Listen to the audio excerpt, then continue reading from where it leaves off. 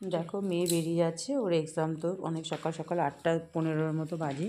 তাড়াতাড়ি আমরা বেরিয়ে যাবো। ট্রেনের এখন তো খুব গন্ডগোল চলছে, ট্রেন অনেক কম আর অতটা দূর যাবে। আর সাইকেল নিয়ে এখন বেরোবে, সাইকেল নিয়ে স্টেশন অবধি যাবে। ভালোভাবে যাবে, সাবধানে।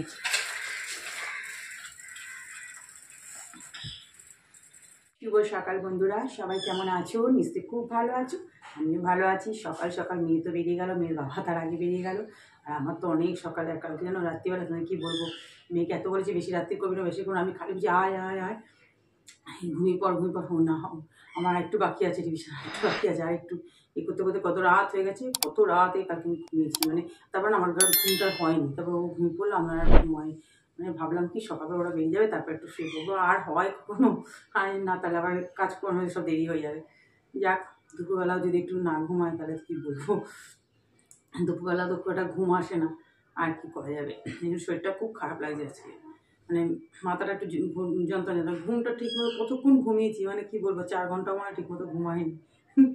আর কি বলবো, সকালবেলা উঠে দেখি যথারীতি সেরকম কুয়াশা। আজকে একদম ফুল পাইনি, আজকে মঙ্গলবার, একদম না, 2টো না 3টে জবা ফুল পেয়েছি। আর একটু রঙ্গলি ফুল পেছন দিয়ে নিয়ে এসে 3-4টে টগর, যেন টগরটাও এখন ফুটছে না, কী করবো। আর গাছের ওই ফুল পুজোতে আগের বছর তবু প্রচুর রক্তগাঁথা হয়েছিল, এবার যে রক্তগাঁথাগুলো হয়েছে ওর সংখ্যায় কম। আর প্রথম যেগুলো হয়েছে সেগুলো শুকিয়ে গেছে। কালকে তা কয়েকটা তুলে তুলে দিয়েছি, দেখা যাক আজকে কী হয়। নীলকণ্ঠ এখন কম ফুটছে একদম। কুয়াশা না, কুয়াশা পড়ছে তো এখন। তবু দেখো চারিদিকে জানলা করে দিয়েছি, হালকা হালকা রোদ উঠে গেছে।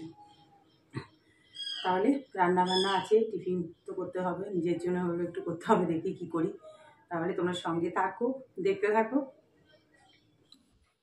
তারপরে দেখো নিজের জন্য একটু সরু চকে ব্যাটারটা যেহেতু রয়েছে, এরকম ব্যাটার থাকলে আমার খুব সুবিধা হয়, মাঝে মাঝে এরকম করে খেতে পারি।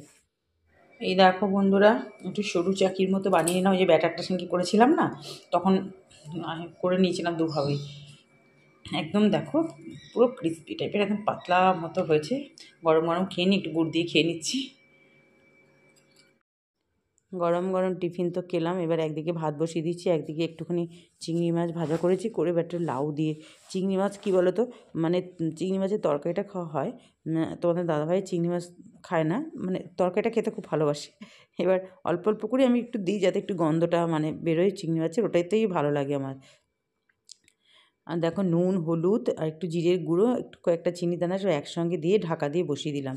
আর আর লাউটা না খুব কচি ছিল তো, কতটা লাউ ছিল দেখো, গলে মানে একদম নরম, যেন তো গলে গেছে, দেখো কতটুকু হয়েছে। আর খুব ভালো হয়েছিল লাউ চিংড়িটা। রাত্রিবেলা তোমাদের দাদাভাই খেয়ে বলছে আজকে লাউটা তো ভীষণ ভালো। আগের দিনে লাউটা আমার করতে দম বেরিয়ে গেছিলো, এত শক্ত শক্ত মতো। এটা কাটার সময়ই বোঝা গেছে, মানে যখন কেটেছি বেশ কচি, দানা নেই, খুব ভালো। এরকম লাউ হলে ঠিক আছে, ভালো লাগে। আর একটা লাউ যা করতে খাটনি। এই যে এবার যেটা আমার আসল মাছ, যেটা না হলে আমাদের একদম চলবে না, মানে বিশেষ করে তোমাদের দাদাভাইয়ের একদম চলে না। মেয়েও মাছ খেতে ভালোবাসে, তবু ওকে মানিয়ে গুছিয়ে ধরো নিরামিষ টিরামিষ দিই, কিন্তু তোমাদের দাদাভাই খুব একটা নিরামিষ পছন্দই করে না। মাছ আগে তো খেতই না নিরামিষ, এখন তবু ধরো একদিন সপ্তাহে খাওয়াই। এই যে দেখো মাছগুলো, রুই মাছগুলো ভেজে নিচ্ছি কড়া করে। এই যে মাছ আর একটু বড়িও ভেজে নিয়েছি। আর ফুলকপিটা একটু ভাপিয়ে নিয়েছি, এই যে দেশি ফুলকপি, এটা অনেক কষ্টে আমার জন্য জোগাড় করে নিয়ে এসেছে দেশি ফুলকপি। দেশি ফুলকপি দিয়ে না মাছ খেতে, মাছের ঝোল বলো তরকারিটা খুব ভালো লাগে খেতে, জানো তো। আর ওই এখন তো সব ঠস ঠস যা বাজারে কপি, বাবা এবার যা এখন যা কপি সস্তা হয়ে গেছে, আর যা কপি কী বলবো। তোদের দাদাভাই বলে মানে এত বলে, সবাই অফিস থেকে মানে ফেরত আসতে হাতে করে কপি নিয়ে নিয়ে। তারপরে দেখো ওই যে ভেজে নিলাম আলু কপি।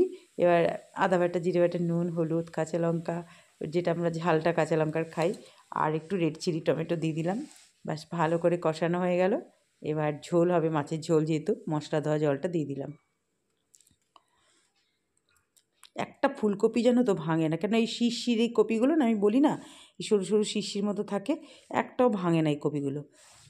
যেমনকার কপি তেমনই থাকবে পুরো, আর ভালোও লাগে এই ঝোলটা খেতে। বাস দেখো আমার মাছের ঝোল একদম কমপ্লিট।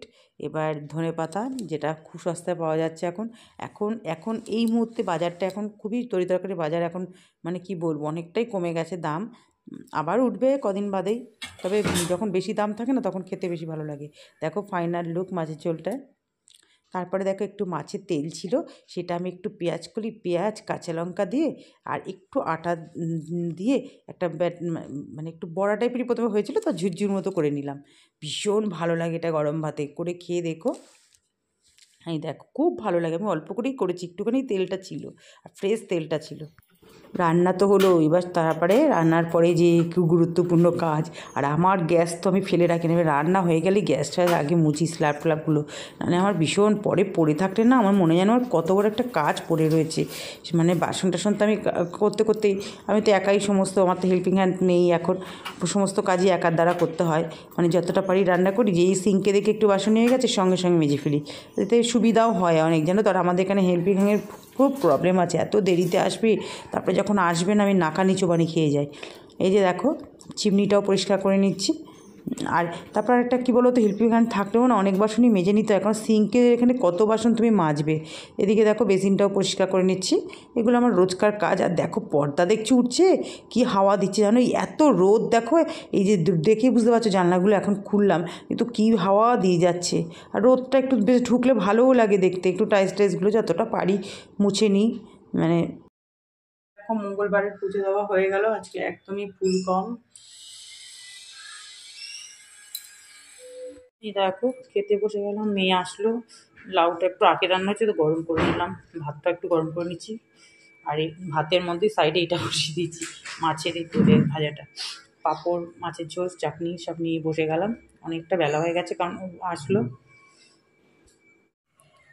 দেখো এখন খাওয়া দাওয়া করে ছাদে চলে আসলাম। এই যে সূর্য এখনও রয়েছে, সূর্য মামা আজকে তেজটা একটু অল্প আছে, সব জামা কাপড় এখানে এই ওড়না টোনাগুলো গোছালাম, যেগুলো শুকিয়ে গেছে গোছাচ্ছে, হাওয়াও দিচ্ছে দেখো। এই যে ফুল গাছে সব জল টল দিলাম।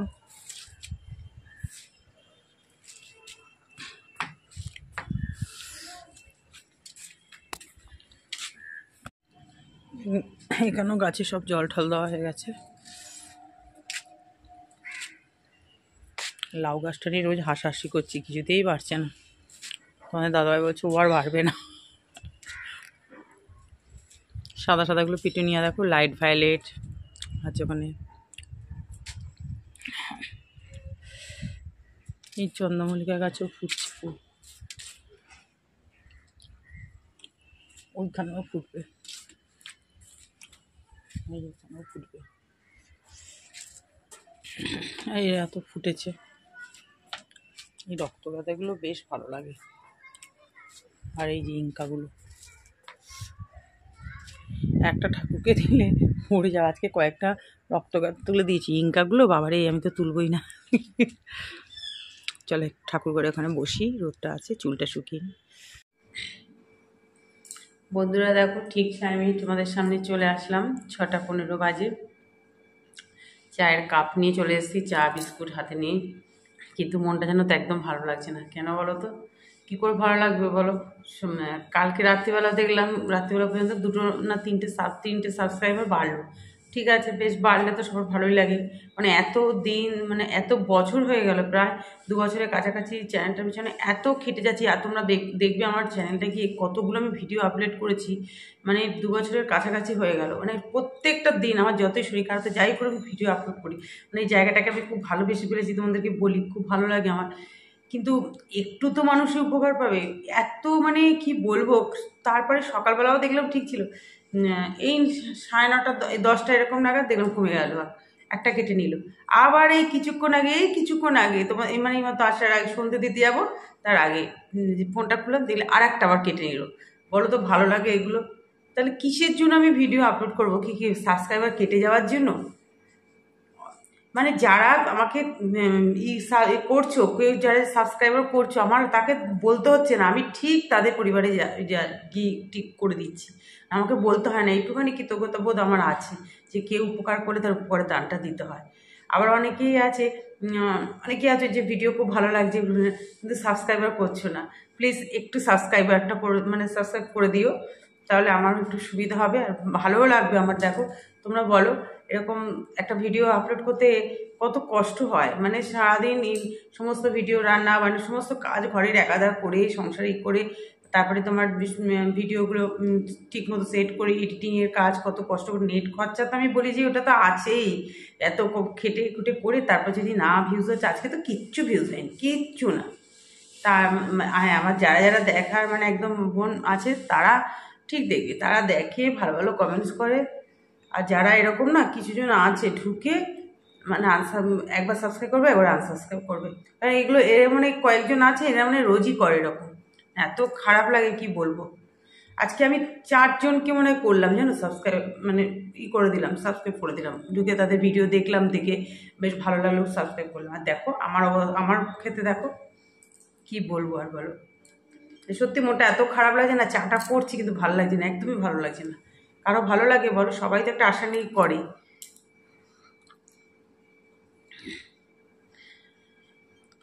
চা তো খাবো এখন, মেয়েকে একটু হালকা টিফিন দিতে হবে, মেয়ের কালকে আবার এক্সাম আছে, দুধ বসিয়ে এসছি, তাই দেখছি সিম করে এসছি গ্যাসটা।